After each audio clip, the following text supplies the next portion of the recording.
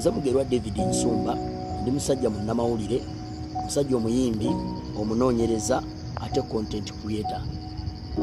Ekindeese wano ngenda kozesa eddakiika 2 zokka okwogerako nammwe. Gwe mulugube n'omululu ogujjuddemu bannabitone mu kisaawe kya entertainment.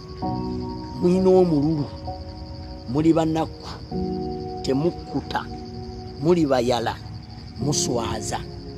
Kyenyinza obbagamba ogendanga nga mutega engalo nga muleebeeta nga muyita mu bubiina bwe mutondawo obwo okusobola okubbiramu ensimbi za gavumenti.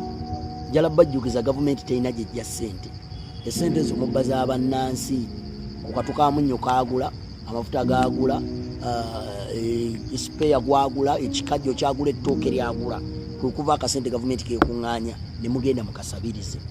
Kitegeeza mukama bannansi emirundi 2.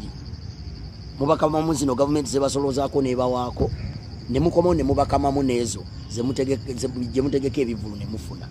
Kyannaku nnyo era kyakuswaza. Industry e Tanzania teyimiriddewo kutega kibatu nti gavumenti ebawe.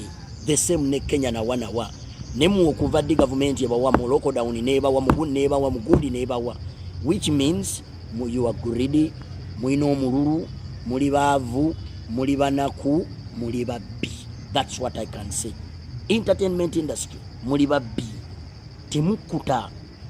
Imagine ne mubba obusimbi bw'omusolo nga mubuyita mubujja mu gavumenti. Kyewunyisa, kyannaku, ate nga kinnyamiza. Mutindo TV, the best online TV.